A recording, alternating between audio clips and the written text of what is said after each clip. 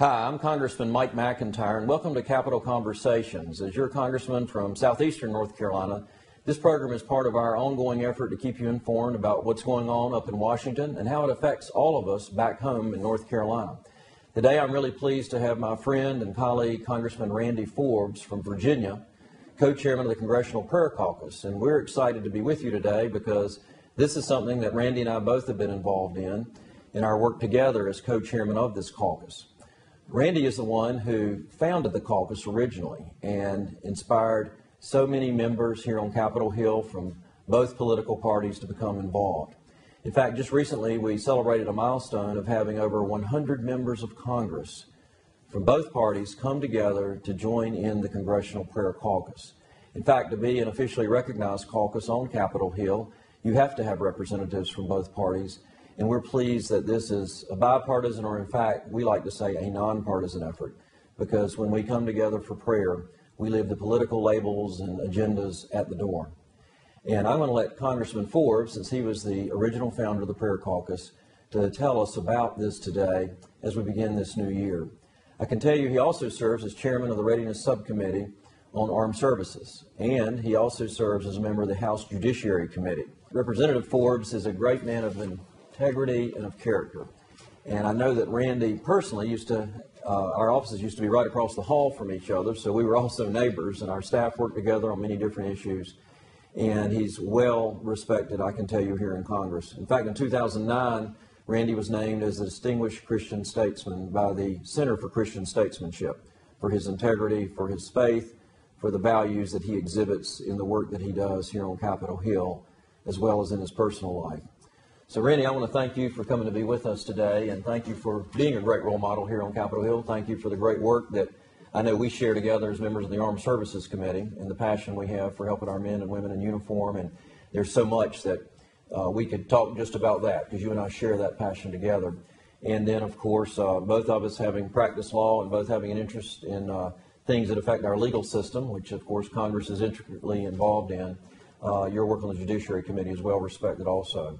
But today, our focus is on the Congressional Prayer Caucus. And if you would, just tell us what inspired you to start the Prayer Caucus and how you feel like it is fulfilling that purpose or doing something better, beyond, or different than that purpose in terms of a little bit of the history of the Prayer Caucus. Well, Mike, first let me thank you for your friendship, and I'm glad you're doing this for your constituents because, as you know, oftentimes people look at Congress and they think everybody up here is at each other's throats. They see kind of the bomb throwers on national Right. network news, and they don't understand that we have some people up here who, on a bipartisan basis, across the lines, are very, very close friends. And, you know, I often tell people if we could have all of Congress having the relationship that you and I have, we could work out a lot of problems. Right. I think one of the things that I'm proud of in serving with you is that you and I have a relationship that even if we disagreed on political issues, I would never find you on the floor cutting me off in debate, saying anything bad about me, and I would never do it to you. I thank you for your service to the Prayer Caucus. And the reason the Prayer Caucus was birthed is, Mike, as you know, we just have a rich history of faith in this country, and it has been a significant part of the backbone of America. I think it's helped us become the nation that we are. I also believe it's a guidepost for us as we go through the future of this country if we want to reach the destiny that we have as a nation. And all across the country, we see attempts to either have a revisionist history of that faith or actually have it pulled down from the walls. It hit me as we had one of our colleagues from a Midwestern state came and told me one day that their little girl in the first grade felt she couldn't even say the word God in school anymore. And so we formed the Congressional Prayer Caucus for a number of reasons. The primary one, though, was drawing a line in the sand and saying, look, this rich history of faith in this country, people's ability to pray, ought to be defended and ought to be protected. And the Prayer Caucus was designed to be that entity to help do that.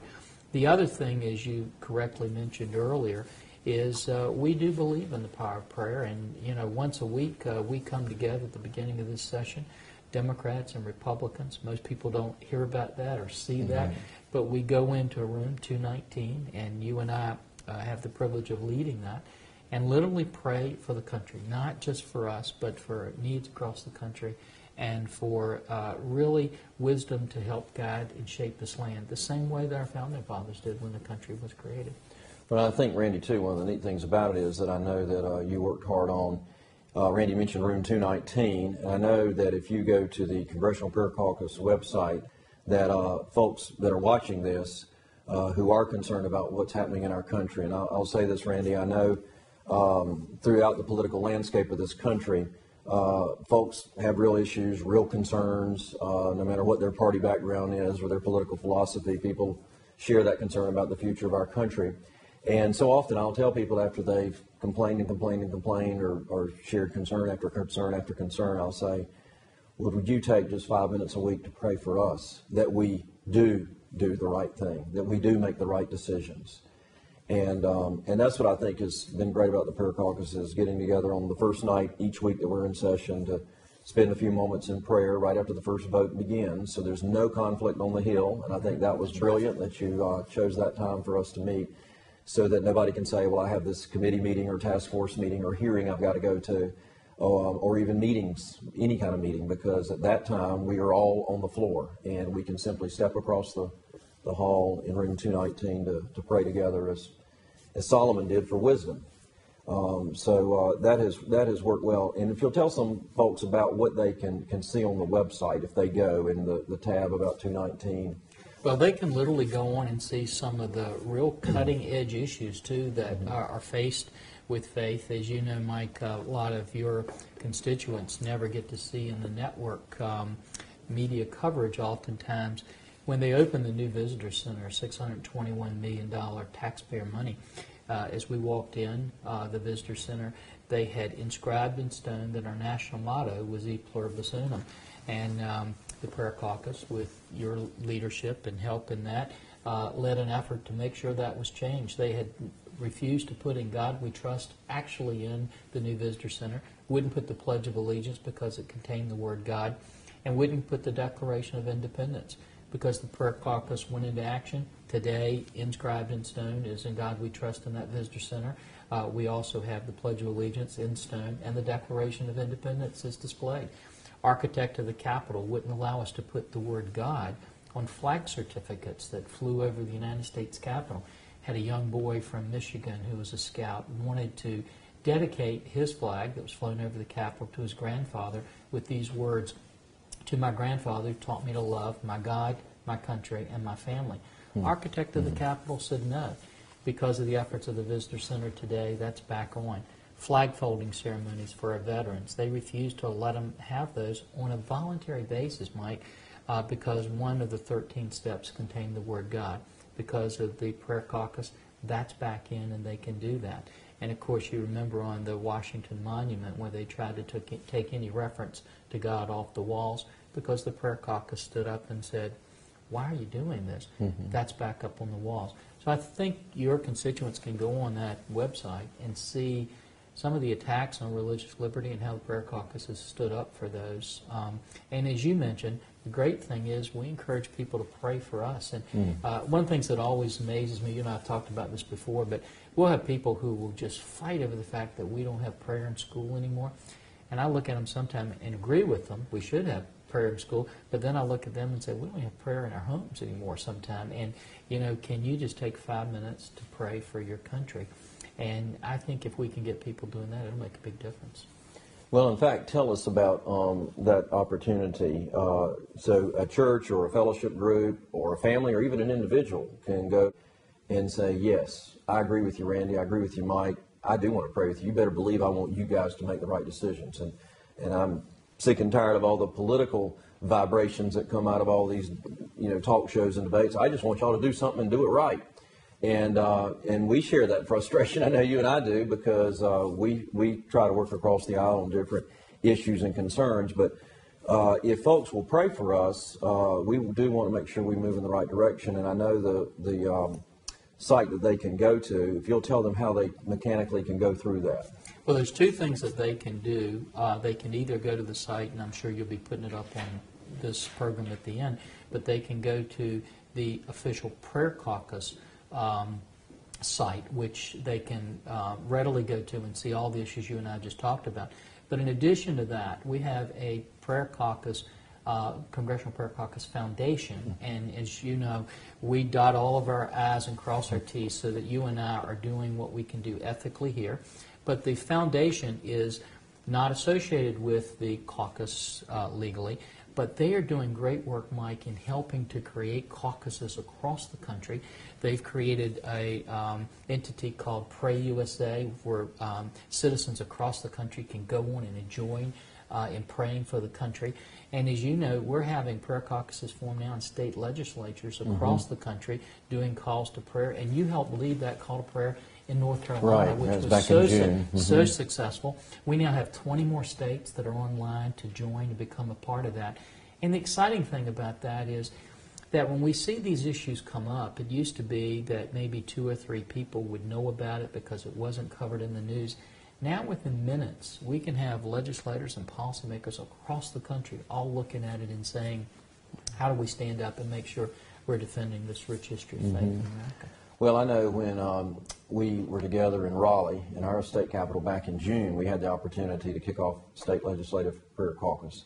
And we had leaders of both parties there, and we had members of the Council of State. We had folks from the state Supreme Court, and even some from the State Court of Appeals. And then we also had legislators who came from across North Carolina. And we were not in session on that day, which made it even more impressive. They did not have to be in Raleigh for that event in June.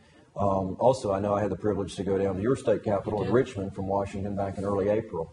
And what a great event that was. Your governor, lieutenant governor, attorney general were all there. We're all speakers that day. A great turnout of folks from both political parties. So once again, this was not a political event or rally, but rather it was a rally for Virginia, in your case, a rally for North Carolina, and indeed up here in Washington, it's a rally for America. That we call ourselves to prayer and truly live up to those ideals that we want to make sure that as the nation that we are praying and asking God for guidance, as our national motto says. You're right, and I wish that I had all the wisdom in the world. I wished I had all the answers, but neither you nor I do. And so we really appreciate when people pray and ask God to give us that wisdom that we need. The other thing, and I just can't emphasize this enough, in fact, just as I was walking down here to do this program with you, I had someone grab me in the hall and say, thank you, every time I see you, you're so civil and you act in a civil manner. And I just think, you know, what they see on television often is so different than the relationship that you and I have. And I can't think of any 2 members of Congress where, as you mentioned, you went down to Virginia and not only represented the prayer caucus, but represented me because I couldn't be there. I had a committee meeting and kept me from going. But I completely trusted you to do that, you know. And then you invited me down to North Carolina to be there with you. And I think one of the things that we need as a country, I cannot think of another entity, another organization that helps people to come across party lines better than the prayer caucus is able to do. Because it's very, very difficult for people to pray together and then go in there and attack each other on the House floor. And right now, people across this country are looking for answers. They're looking for solutions. They know you don't have them all, I don't have them all, but they're confident if we can find a way to work together that we can get those for the country. Well, absolutely. Those are excellent points. And I want to mention, too, for the sake of our viewers, so there's no confusion or, in fact, broader understanding, that we not only have the Congressional Prayer Caucus that meets on either Monday night or Tuesday night, which is usually the first night that we're in session, but we also have prayer breakfasts that meet up here on Capitol Hill. I know the House prayer breakfast meets on Thursday mornings. The Senate prayer breakfast typically meets on Wednesday mornings. And our viewers may hear about that from time to time, and that's another opportunity where members can come together and share their personal testimony, their first personal faith journey, how prayer and faith has impacted their lives, and we get to know other members on a more personal level